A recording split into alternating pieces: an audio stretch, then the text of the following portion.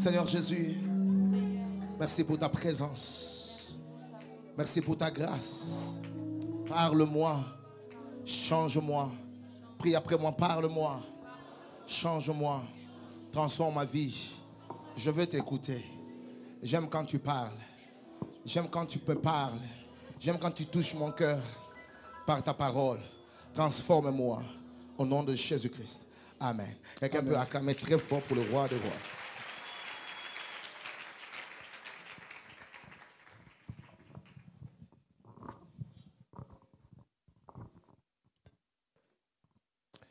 Que le Seigneur Dieu vous bénisse. Maman Dena, que Dieu vous bénisse. Elle a disparu. Que le Seigneur vous bénisse. Je sens comme si cette soirée est complètement perturbée par la mouvance. On ne sait pas quoi faire. Est-ce qu'il faut avancer? Et c'est ça le culte des réveils. On appelle ça des cultes des réveils. Pour moi, c'est un culte des réveils. Où le Saint-Esprit vous arrache le commandement. Vous dépendez de lui. Dis à ton voisin, on dépend du Saint-Esprit. On peut parler pendant 10 minutes et puis on rentre encore dans la mouvance de l'Esprit. Dis à ton voisin, ça ne dépend pas de toi. Ça dépend de la mouvance du Saint-Esprit. Quelqu'un peut acclamer pour la mouvance du Saint-Esprit dans la salle. Good. Aujourd'hui, j'ai introduit et je crois qu'à partir de demain, le Seigneur va nous faire la grâce d'aller encore plus en profondeur. Que l'on sache aujourd'hui que tu es Dieu. Quel thème. Tu peux le dire à deux personnes, que l'on sache aujourd'hui que l'Éternel est Dieu. Trouve un voisin vivant. Oui, trouve un voisin vivant. Que l'on sache que l'Éternel est Dieu. Que l'on sache aujourd'hui que tu es Dieu. 1 Roi 18, 36. Au moment de la présentation de l'offrande, Élie le prophète s'avança et dit: Éternel Dieu d'Abraham, d'Isaac et d'Israël, que l'on sache aujourd'hui. Vous savez, quand j'interprète, je fais l'exégèse de cette phrase, j'ai tendance à vouloir dire, interpréter la prière d'Élie. Il voulait dire que l'on sache, pas demain, pas dans un mois, pas dans 6 mois, pas dans une année, pas dans 3 ans, mais aujourd'hui. À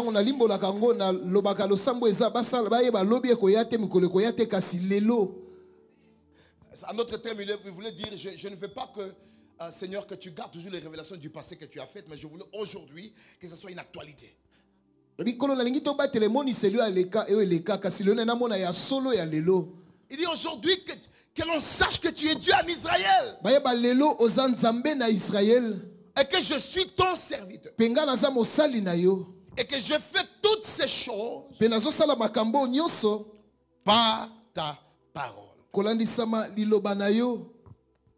Bien-aimé dans le Seigneur, Israël a connu les hauts et les bas. Et quand vous lisez l'histoire biblique qui concerne le peuple d'Israël, vous allez comprendre que c'est un peuple qui avait des vallées, qui étaient de temps en temps dans des vallées, de temps en temps sur des montagnes, de temps en temps sur des plaines, et ils ont évolué comme ça jusqu'à ce que le temps de la grâce est venu intervenir.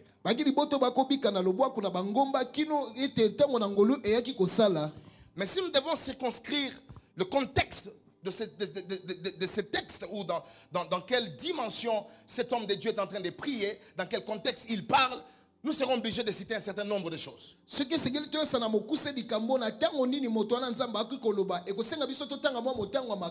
Israël passait par 3 crises, 3 formes de crises dans cette période. Premièrement, c'était la crise climatique. C'est-à-dire qu'Israël passait dans un moment où il n'y avait pas de pluie. C'est-à-dire que le ciel était complètement sec. Et vous savez, à l'époque, ils ne vivaient que de l'élevage, de l'agriculture. Ils vivaient de tout ce qui était alimenté et aussi être capable de produire que par la présence de la pluie. Et cette crise climatique avait affecté affecter leur vie quotidienne.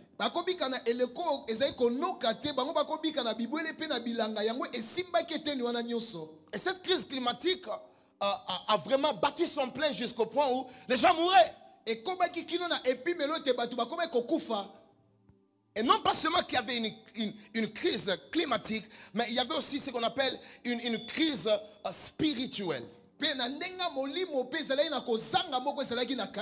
Pourquoi je parle d'une crise spirituelle? C'est parce que dans cette période, Israël était tombé dans l'idolâtrie au lieu d'adorer le Dieu qui a créé l'humanité entière, au lieu d'adorer le Dieu, le véritable, le Yeshua, Amashia, au lieu d'adorer celui qui a créé toutes choses.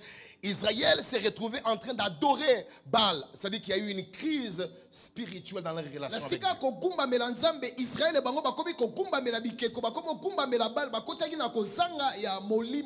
Donc, pas seulement qu'ils adoraient d'autres dieux, mais à un certain moment, ils étaient dans ce qu'on appelle la neutralité. C'est-à-dire, ils ne savaient pas où aller. Et c'est comme ça que l'homme de Dieu leur a dit, mais pourquoi clocherez-vous de deux côtés? C'est-à-dire, ils n'avaient pas de position fixe. Ils étaient devenus neutres. Et on appelle ça une crise spirituelle. C'est une crise.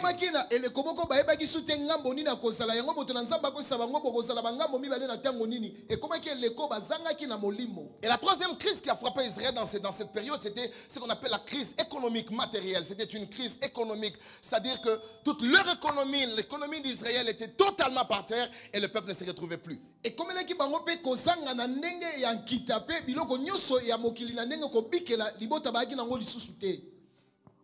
Et pour essayer d'appliquer ce que j'introduis dans mon enseignement de ce soir,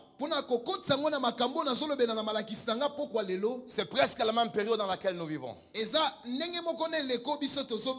Nous sommes dans une saison où il y a eu une crise spirituelle qui a frappé l'église.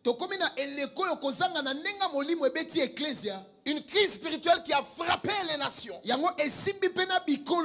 gens ne savent pas où partir. Il y a des gens au milieu de nous ici.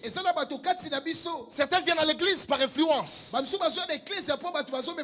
Certains viennent et se disent, mais le jour où je trouverai peut-être une autre religion dans laquelle mes besoins seront répondus, j'irai. Pourquoi? Parce qu'il y a une crise spirituelle qui frappe l'église et les gens n'ont pas presque de position.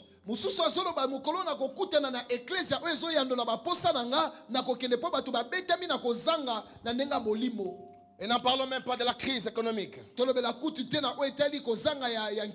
Mais je suis béni de comprendre que dans chaque saison de crise, Dieu suscite toujours une portion de serviteurs, un certain troupeau de serviteurs qui viennent résoudre le problème du peuple.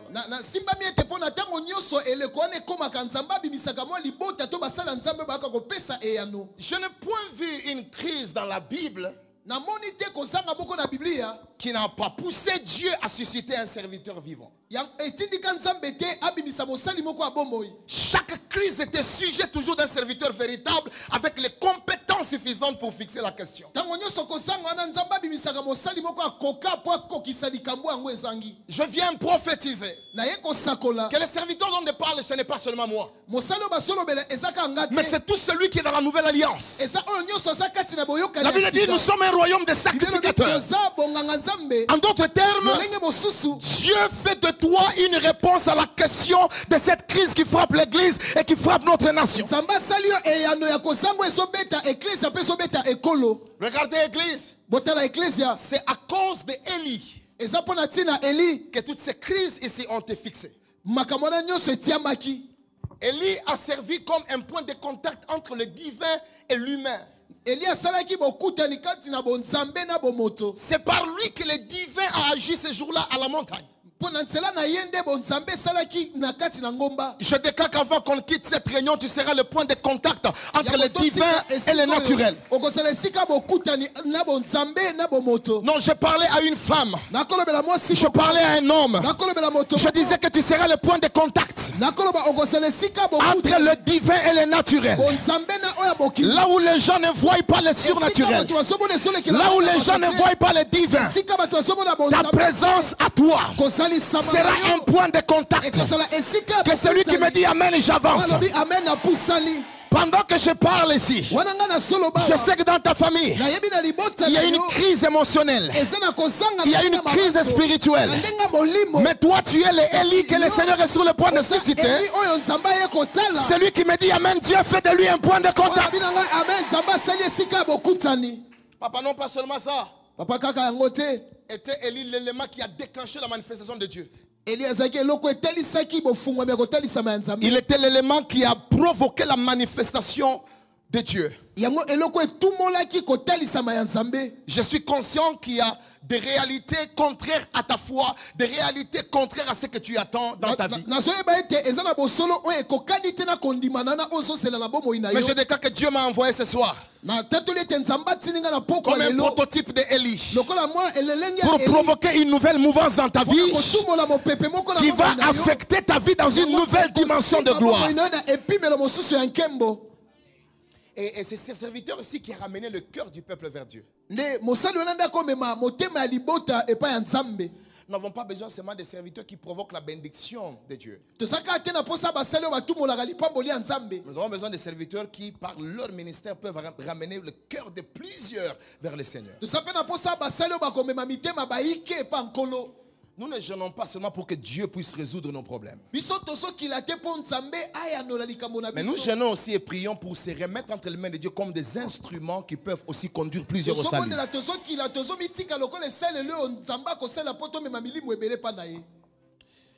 Et quand j'observe ce texte, il y a une chose qui me touche, c'est que c'est par Élie que les prophètes des Baals ont été exterminés. C'est-à-dire, Dieu peut faire de toi un instrument de victoire dans ta famille. Que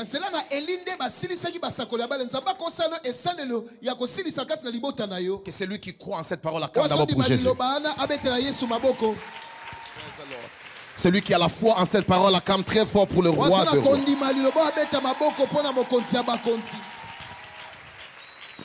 Alors, n'oubliez pas que nous sommes en train de parler sur que l'on sache aujourd'hui que tu es Dieu. Et on n'aura que 3 à 4 observations avant qu'on ait prié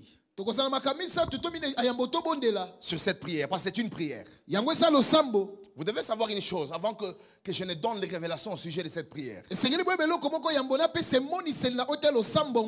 La prière qu'une personne essaie de faire révèle d'abord sa foi. C'est-à-dire qu'on peut mesurer la dimension de ta foi par la façon dont tu pries. Les personnes qui ont une foi audacieuse, quand ils prient, ils demandent des choses qui choquent les voisins.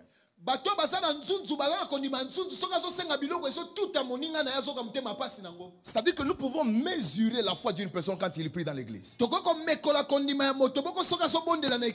c'est comme ça que par la prière de cet homme ici, nous pouvons déjà comprendre quel type de foi qu'Élie avait. Et vous savez, j'ai compris aussi que, pasteur, par la prière que quelqu'un peut faire, nous pouvons aussi déterminer sa taille spirituelle ou son âge.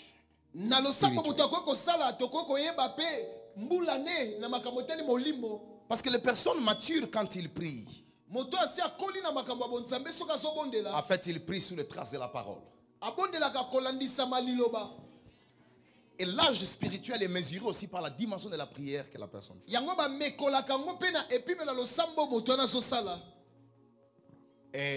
Et la prière révèle aussi toujours l'attente d'une personne. L'attente. Maintenant, quand vous voyez cette prière d'Élie qui dit que l'on sache aujourd'hui que tu es Dieu, je vous dis la vérité, cet homme n'est pas de notre niveau, il avait une taille spirituelle élevée. Parce que ce qu'il demandait n'était pas une chose que plusieurs peuvent demander aujourd'hui.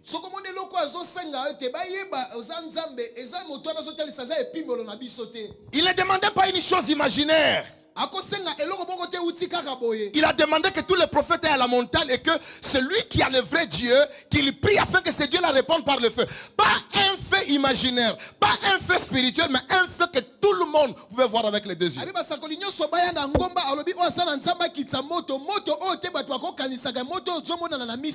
Et là, il précise qu'il était de la même nature que nous. 4 choses passent dans mon esprit que je partage avec vous ce soir pour que nous puissions avoir le temps d'introduire notre premier jour. Retiens ceci dans ton esprit. Ce verset molongoyo est la prière d'un homme brisé eza losambo ya moto aza kati na kobukana na kati na ye qui désire provoquer la gloire de Dieu et non sa gloire. azoluka nkembo nzambe emonana na esika ya nkembo na ye. Je répète, nazongeli ce verset est la prière d'un homme brisé eza losambo ya moto aza na komibuka na kati na ye qui désire provoquer la gloire de Dieu et non sa propre gloire. ye azoluka nde nkembo nzambe emonana na esika ya nkembo na ye moko. Insistons sur ces mots qui dit que l'on sache que tu es Dieu. Il n'a pas demandé une chose qui revenait à ses avantages. C'était un homme de Dieu brisé. Il n'a pas dit que l'on voie d'abord que moi je suis puissant. Mais il a voulu d'abord que la gloire de Dieu soit vue. Et pour prier de cette façon, il faut être brisé. Il y a des prières que Dieu n'exauce pas parce que ces prières sont pleines de nous-mêmes. Mais cet homme a prié et il prie que l'on sache que tu es Dieu parce qu'il a compris que la première des choses n'est pas d'abord ses propres intérêts. La chose la plus importante dans une prière, c'est l'intérêt de Dieu. Et chaque fois qu'une prière est faite par un homme brisé, un homme qui ne voit pas d'abord ses intérêts, mais qui voit d'abord la manifestation de la gloire de Dieu, cette prière-là finira par être résolue. C'est pourquoi j'aimerais dire à tous ceux qui m'écoutent, les brisements est un élément fondamental pour qu'une prière soit exaucée. Élie était brisé. Il n'a pas dit Seigneur, que ces gens voient que moi je suis puissant. Je vais les démonter pour qu'ils sachent. Il a dit qu'ils sachent d'abord que toi, tu es Dieu. Bien, madame le Seigneur, désire assez comme moyen de ta prière. Désire assez comme moyen de ta prière que la gloire de Dieu soit visible. Lorsque la gloire de Dieu est une priorité dans tes prières, Dieu va résoudre aussi tes priorités dans ta vie. La Bible dit Dieu fait grâce aux humbles, mais il résiste aux orgueilleux. Il a dit Seigneur, que l'on sache aujourd'hui, pas d'abord que moi je suis, mais que l'on sache d'abord que toi, tu es Dieu. Je déclare aujourd'hui, les gens sauront que Dieu est Dieu dans ta famille, dans tes études, dans tes projets. Que celui qui me dit un bon amen, que les gens sachent que Dieu est Dieu. Je n'ai pas envie que les gens sachent de quoi je suis capable. Je veux que les gens savent que le Dieu que moi je sais est Dieu. Et nous n'allons pas quitter de ce terrain sans que le Dieu qui nous a mandatés en ce lieu ne se fasse connaître comme le véritable le Dieu d'Israël. Je prophétise, le temps est arrivé où celui qui t'avait attiré à lui va démontrer au monde qu'il est l'Éternel et le Dieu des armées. Donne-moi 3 fois amen, j'avance.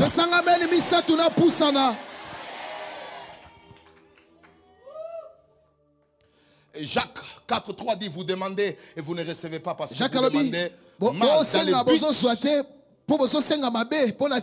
dans le but de satisfaire vos passions. Lorsque tu es le centre de tes prières, ta prière perd l'efficace. Mais lorsque Dieu est le centre des prières, ta prière devient puissante. Je déclare renverse les sujets. Je dis renverse les sujets. Si tu étais le premier sur la liste de ces sujets, renverse les sujets, place les intérêts de Dieu en première position. Et c'est pourquoi Jésus, en démontrant les priorités d'une prière, il a donné la formule aux disciples. Quand vous priez, dites notre Père, c'est l'intérêt de Dieu. Qui est où? Aux cieux. Les regards tournés où? Que ton nom soit quoi? C'est dans l'intérêt de Dieu. Que ton règne fasse quoi? C'est dans l'intérêt de qui? Que ta volonté quoi? C'est après le règne, après avoir tourné le visage vers le ciel, que maintenant on te place en dernière position pour dire maintenant pardonne-nous nos offenses et maintenant donne-nous le pain quotidien. Ça vient vers la fin. Mais la première partie du verset tourne le regard vers celui qui est au-dessus de toutes choses. Que Dieu domine tes prières. Je dis que Dieu domine tes prières. Que les choses qui reviennent dans l'intérêt de Dieu domine tes prières. Celui qui dit Amen, j'avance. Vous savez, Anne priait toujours. Donne-moi un enfant. Le jour où elle a dit, si tu me donnes un enfant,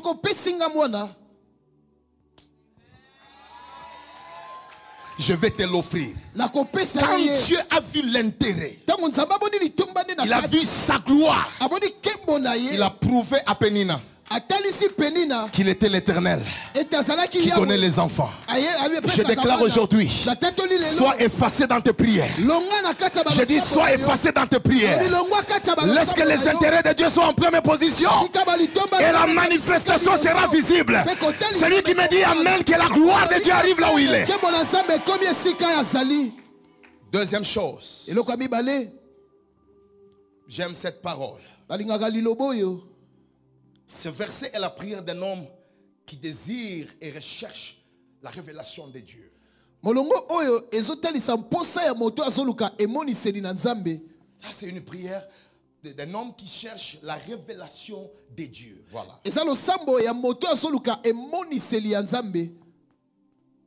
Et non d'abord la manifestation des richesses. C'est pourquoi il dit que l'on sache que tu es Dieu. En d'autres termes, il voulait dire révèle-toi pour qu'il te connaisse.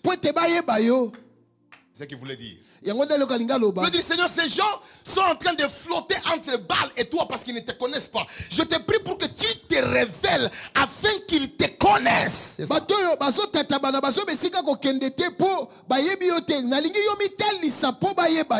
Ça, ce n'est pas une prière où du matin jusqu'au soir tu pries pour que Dieu t'ouvre une porte de voyage. Non, ce n'est pas ça. Ça, c'est une prière où la personne veut que Dieu se révèle. Parce que tu ne peux te connaître que lorsque Dieu se révèle à toi. La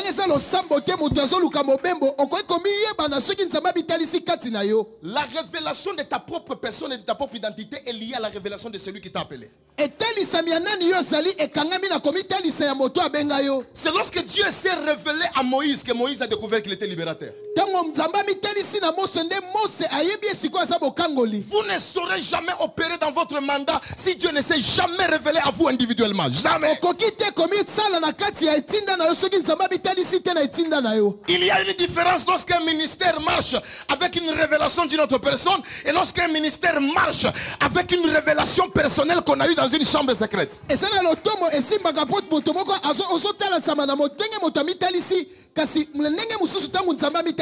Tu peux parler de Jéhovah Jaïra, mais tu n'étais pas sur la montagne lorsqu'Abraham l'avait vu. Tu peux parler de Bénézer, mais tu n'étais pas là lorsque Josué l'avait rencontré. Chacun de nous ce soir a besoin d'une révélation personnelle, pas de révélation que tu as écoutées seulement des autres. Je prie pour que le Dieu d'Israël, le Dieu qui a apparu à Moïse, le Dieu qui a apparu à Josué, il n'a pas cessé d'apparaître. Ce soir, ça peut être ta soirée. Je suis en train de déclarer, ça fait longtemps que tu as parlé d'un Dieu que tu as écouté chez les autres. Ça fait longtemps que tu ne prêches que les révélations des autres. Mais le moment est arrivé ce soir où le Dieu qui m'a appelé veut aussi se révéler à toi d'une manière personnelle. Et tu diras aussi comme Job, j'entendais parler de toi chez l'apôtre Narcisse, chez le pasteur Ken, chez le pasteur Trésor. J'entendais parler de toi. Mais ce soir, mon œil Mon œil. Mon œil. Que le Dieu qui m'a appelé se révèle personnellement à quelqu'un. Je vais faire une déclaration prophétique. Fini les nuits stériles. Fini les nuits pleines d'oppression. Mais je déclenche les nuits de révélation de Dieu. Oh, pendant que je prêche, j'aimerais prophétiser. Les gens vont sentir que tu as un don authentique. Parce que quand quelqu'un essaie de copier l'onction, ça se sent. Quand quelqu'un copie une prédication, ça se sent. Quand quelqu'un fabrique une démonstration, ça se sent. Mais quand quelqu'un démontre une expérience personnelle, c'est authentique. C'est pourquoi Élie disait que l'on sache, en d'autres termes, révèle-toi à eux pour qu'ils te connaissent personnellement et qu'ils arrêtent de bouger. La stabilité dans la vie chrétienne vient par la révélation personnelle de Dieu. Tu sais pourquoi tu es souvent traumatisé par la présence de nouvelles églises, de nouveaux prophètes? Imagine-toi, malgré le nombre d'années que tu as fait dans la foi, tu es toujours impressionné par de nouvelles églises, de nouveaux prophètes, et tu changes d'église année après année. C'est parce que dans ta vie, tu n'as jamais rencontré d'une manière personnelle la révélation de celui qui t'a créé. Je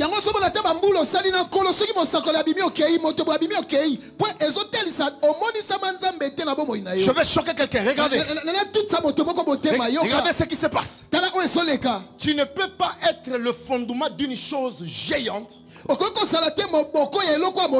si tu n'as jamais reçu une révélation personnelle de celui qui t'a établi. J'explique ça. Je lui pose la question aux disciples. Qui dites-vous que je suis? Tout le monde commence à tergiverser. Mais Pierre reçoit la révélation. Tu es le Christ. Quand il donne la révélation, maintenant Dieu dit, toi, tu es Pierre.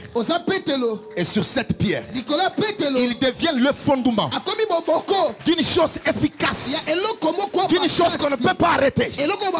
Parce qu'il a reçu une révélation. Tu ne peux pas devenir un pionnier d'un mouvement puissant si tu n'as jamais eu une révélation personnelle de Dieu. J'aimerais dire à toute l'église. Je sais que plusieurs personnes aujourd'hui envient deux ministères. Deux ministères, je le sais. Je le dis par expérience. Plusieurs envient le ministère prophétique. Et plusieurs envient le mouvement de délivrance dans lequel je vis et j'opère. Mais sachez une chose. Vous ne pouvez pas être efficace dans un domaine si Dieu ne s'est jamais révélé à vous personnellement pour opérer dans ce domaine.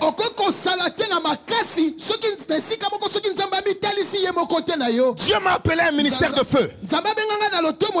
Mais comment je me suis retrouvé dans un ministère de feu? Mon frère était mort dans un accident. Et puis quelques temps après, 6 mois après, une grande église de 1000 personnes s'est divisée, on est resté la famille. Et c'était pour la première fois que j'ai commencé à voir mon père et ma mère pleurer tous les jours. Je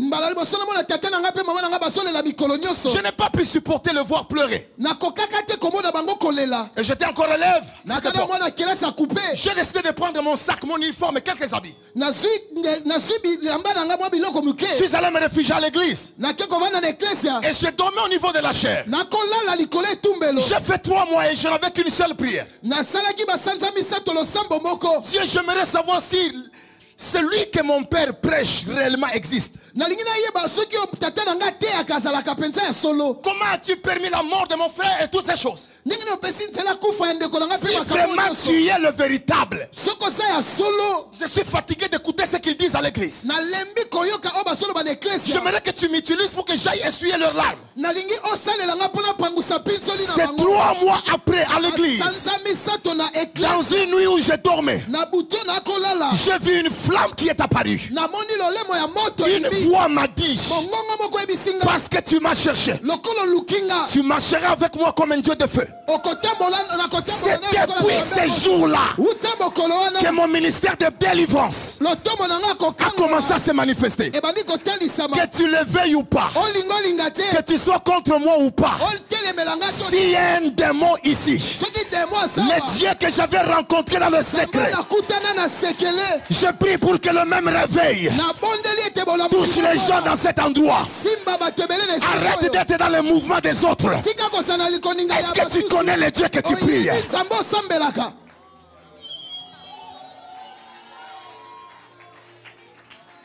Et Dieu m'a dit, Narcisse, je te donne le pouvoir et la capacité de déstabiliser le royaume des ténèbres. Et c'est comme ça que quand je prêche sur la délivrance, je ne prêche pas des choses que j'ai pensées ou que j'ai écoutées. Je prêche un Dieu qui est venu dans une flamme de feu. Et ce soir, avant qu'on ne quitte ce territoire, la flamme de feu va briller là où tu es. C'est lui qui m'a dit 3 fois, même le feu s'allume.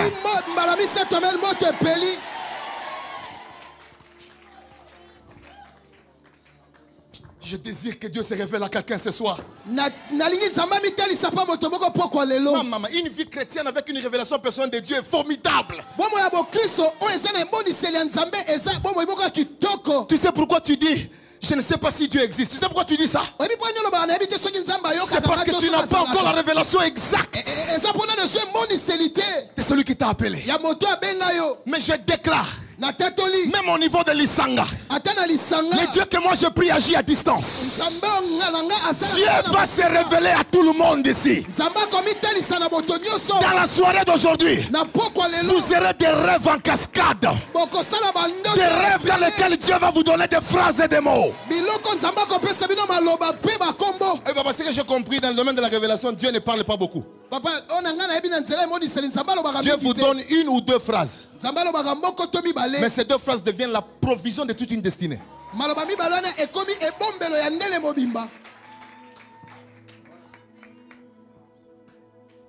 Pose la question à ton voisin. Quelle est la phrase que Dieu a déjà logée dans ton cœur pour se révéler à toi?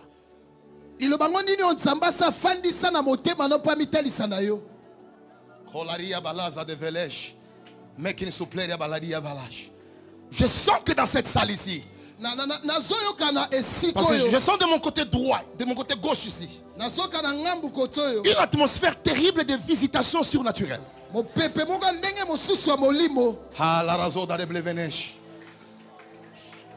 Nous prêchons un Dieu qui se révèle.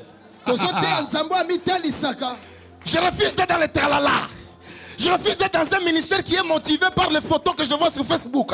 Je refuse d'avoir un ministère parce que j'ai vu mon ami prêcher, parce que j'ai vu mon ami prophétiser. Non, j'aimerais avoir un ministère authentique. Quand on cherche quelque chose, on ne le trouve pas chez les autres, mais on le trouve chez toi, parce que tu as eu une révélation personnelle de Dieu. Quand vous voyez Moïse, vous voyez la loi. Il n'y a pas à discuter. Lui, c'est la loi. Et quand vous voyez Élie, c'est le feu. Et quand vous voyez Jésus, c'est la grâce. Chacun de nous a une particularité par rapport à son appel. C'est possible ce soir, lorsque Dieu va se révéler, qu'il te donne une certaine facette de ton appel. Ah, Rashababadia. Kenezobra Davish. Regardez ce qui se passe. Papa, quand vous lisez ce texte, ce verset ici, c'est la prière d'un homme qui croit à l'action instantanée immédiat, actuel de Dieu.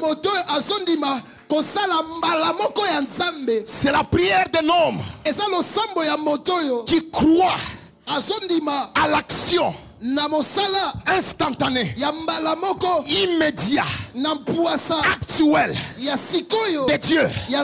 C'est pourquoi il a dit que l'on sache aujourd'hui.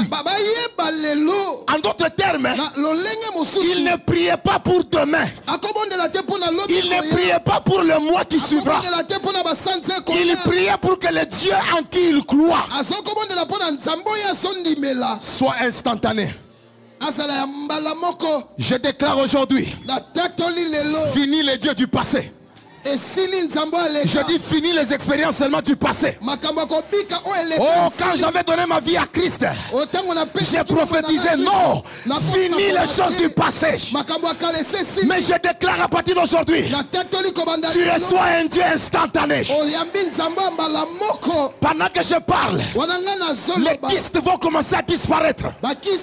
Les démons vont commencer à sauter. Je vais un peu de volume sur mon micro. Pendant que je parle, je vois les anges dans la salle. Quelqu'un me dit après moi aujourd'hui. Quelqu'un dit après moi aujourd'hui. Répète-moi que ça aujourd'hui. La Bible déclare. Non, dis seulement après moi aujourd'hui. Il est écrit, je roulerai de dessus vous aujourd'hui l'opprobre de l'Égypte. Que ton opprobre soit ôté. Pas demain, mais aujourd'hui. Quelqu'un dit après moi aujourd'hui. Jésus répond aux brigands. Aujourd'hui même, tu seras avec moi au paradis. Je déclare, ta vie va changer de niveau. Ce n'est pas demain.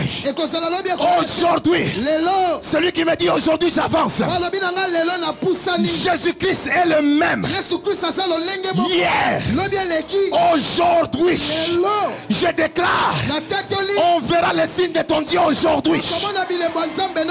On verra les signes de celui qui t'a appelé aujourd'hui. Quelqu'un me donne aujourd'hui. Dis après moi aujourd'hui. Jésus dit aux disciples et aux pharisiens, allez dire à Serena que je chasse les démons aujourd'hui et demain. Ce n'est pas demain que nous allons le faire seulement, mais aujourd'hui la main de Dieu va se manifester. La main de Dieu va se manifester. Dis après moi aujourd'hui. Dis après moi aujourd'hui. Plus fort que ça aujourd'hui. C'est pourquoi Moïse a posé la question. Quand on va me poser la question, qui m'a envoyé?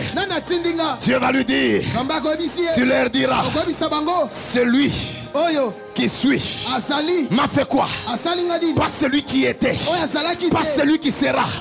Je suis un Dieu actuel, capable de démontrer ma puissance à l'immédiat. Dans quelques minutes, je déclare le Dieu de maintenant, le Dieu d'aujourd'hui, le Dieu de l'instantané va descendre dans ta vie. Rien ne restera plus comme avant. Celui qui dit amen, la gloire de Dieu vient. Celui qui dit amen, la gloire de Dieu vient. Pendant que je parle, je déclare, Dieu va faire des miracles avec vitesse. Parce que quand il parle du Dieu d'aujourd'hui, il n'y avait pas de bois pour construire le feu. Le ciel était fermé. Mais le Dieu d'aujourd'hui, sans les bois, sans l'allumette, sans l'essence, il a provoqué le feu. Je déclare aujourd'hui, tu auras des résultats sans les ressources. Même si tu n'as pas ce qu'il faut pour produire un résultat, le Dieu qui est dans la divinité va produire les résultats. Que mon Dieu se révèle à toi. Que mon Dieu se révèle à toi. Quelqu'un commence à prier pour que le Dieu d'aujourd'hui, le Dieu de maintenant,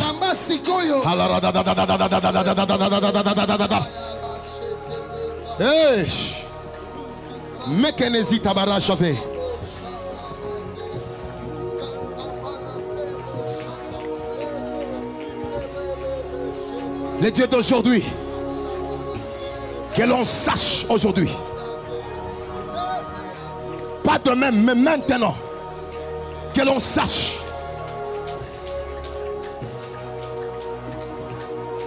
Qui est ton Dieu? Quelle est la phrase prophétique de ta destinée?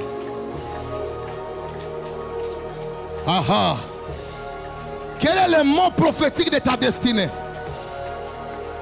Il y a un Dieu au ciel qui se révèle aux humains.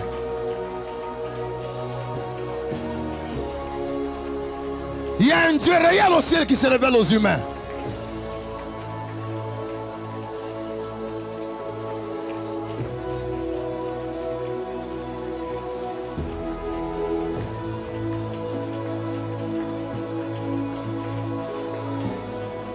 Aha. Il y a un Dieu réel au ciel qui se révèle aux humains.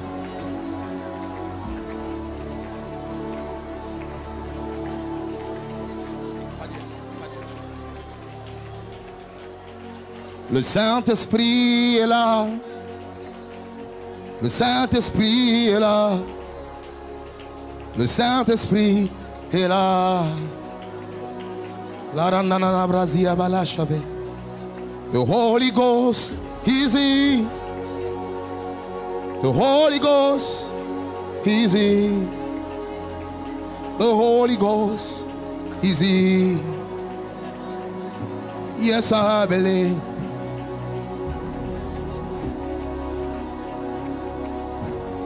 Le Saint-Esprit est mon bonheur. La Rabrazavish. Il éclaire toutes mes voies. Yeah. Il me relève quand je tombe.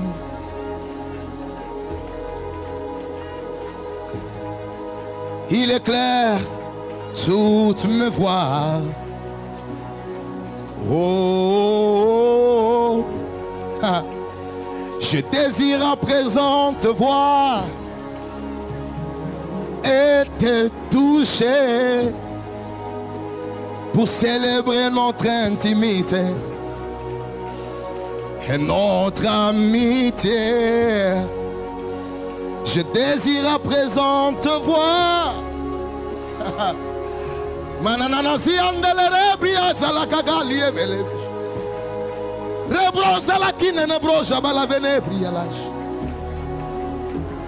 Saint-Esprit est là. Le Saint-Esprit est là. Le Saint-Esprit est là. Oui, je le sens. Le royaume de Dieu est là. Je sens l'atmosphère de chez nous. Je sens l'atmosphère de chez nous au ciel. Je sens l'atmosphère de chez nous. Les dieux d'Israël, les dieux qui a apparu à Moïse, les dieux qui s'est révélé à Abraham, ce même Dieu est là ce soir. Il n'a pas changé. Il est le même hier, aujourd'hui. Saint-Esprit est là. Psst. Levez les mains, église, levez les mains. Levez les mains. Regardez ce que je vois. Lève tes mains. Je vois une grande lumière qui s'approche sur ce territoire où nous sommes. Et plusieurs n'arrivent pas à fixer le regard dans cette lumière. Certains tombent, certains sont guéris, certains sont touchés, des maladies quittent le corps, des démons partent. Et Dieu me dit, j'apporte une révélation personnelle ce soir à tout celui qui est dans cette salle. Lève bien tes mains, ce n'est pas pour demain, c'est maintenant. Sois connecté parce qu'il y aura une phrase que l'Esprit de Dieu peut déposer. Il peut y avoir une vision. Protocole, soyez connectés. 1, 2, 3, 4, 5, 6. Regardez ce qui se passe dans la salle. La mouvance de l'Esprit est en train de souffler. Plusieurs auront une révélation de Dieu. Oh my God. Ah, le Dieu qui m'a appelé se révèle à chacun. Il se révèle à chacun. Il se révèle à chacun.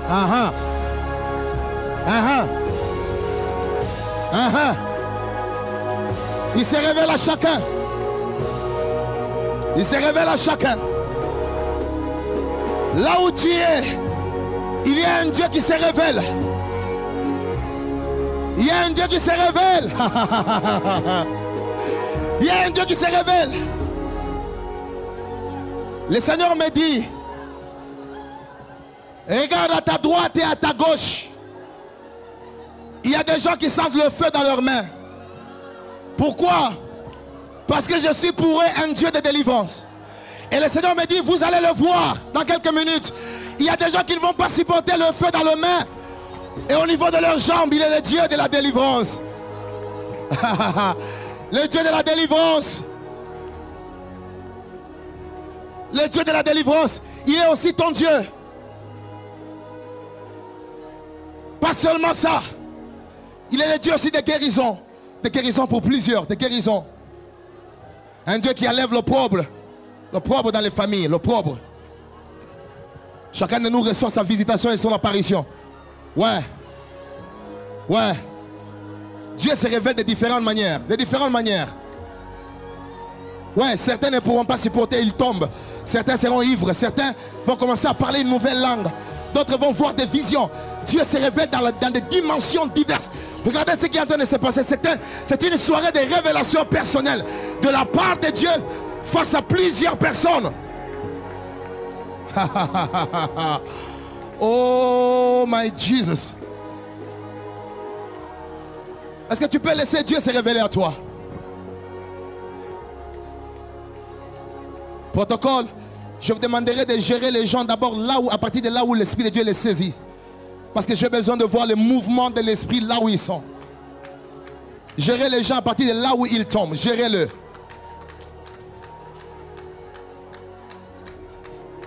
Le coin là, le coin d'ici. Il faut lever le main ici. Ce coin ici, levez le main. Il y a beaucoup de gens à qui Dieu se révèle ici. Je veux que le protocole entoure cet endroit. Il y aura beaucoup de signes ici. Et ça va aller comme ça jusque là. Même derrière moi ici, la gloire de Dieu va toucher. Et Dieu va se révéler. Pendant que je parle, allez, recevez une révélation personnelle de Dieu maintenant. Allez, maintenant, je dis maintenant. Allez, recevez. Rodobo Shatatalaki Abalash. Une révélation personnelle de Dieu. Ce n'est pas demain, c'est maintenant. C'est maintenant. C'est maintenant. C'est maintenant. Restons calmes, restons calmes.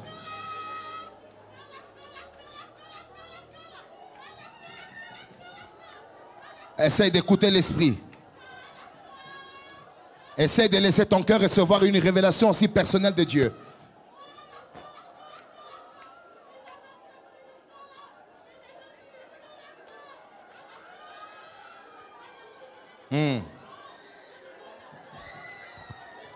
Est-ce que tu peux permettre à Dieu d'apparaître d'une manière personnelle à toi? Lève tes mains, lève tes mains. Sois dans une position dans laquelle tu reçois une révélation de la part de Dieu. Une révélation personnelle de Dieu. Personnelle de Dieu.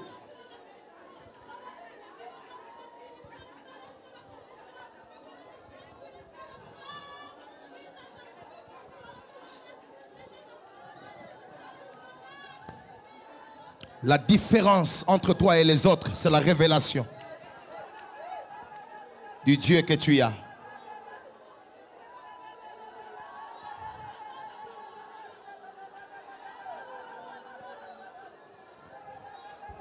Au niveau de cet arbre ici, autour ici, le Seigneur est en train de visiter plusieurs personnes d'une manière personnelle. Personnelle. Oui, personnelle, d'une manière personnelle. Et laisse l'Esprit de Dieu te donner les mots de ta destinée. Laisse-le. Ouais.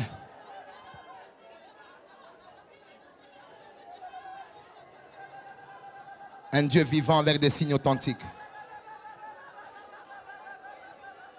Répète après moi. Saint-Esprit, merci de m'avoir donné accès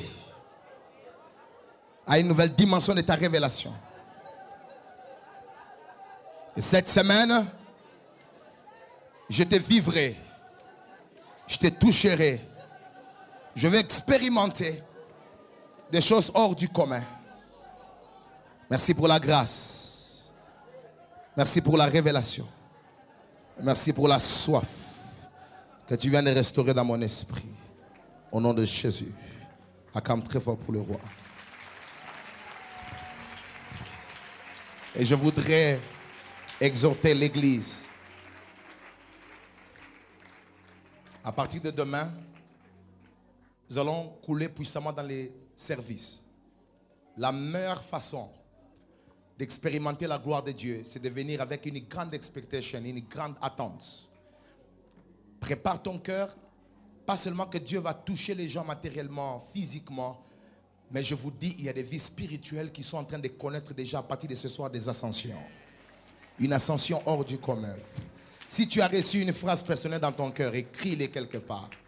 Essaie d'immortaliser cette phrase. Tu as senti l'Esprit de Dieu te mettre dans ton cœur, par exemple, guérison. Il a mis dans ton cœur une phrase qui pique. Saisis ça. Et chaque fois que tu te retrouves dans des situations, rappelle les dieux de cette phrase, les dieux de ces mots. Si tu as reçu cela. Et les autres, le Seigneur continue à visiter, même dans les rêves. Et la grâce de Dieu ne manquera pas de vous visiter. Que le Seigneur Dieu vous bénisse. Et à demain. Merci.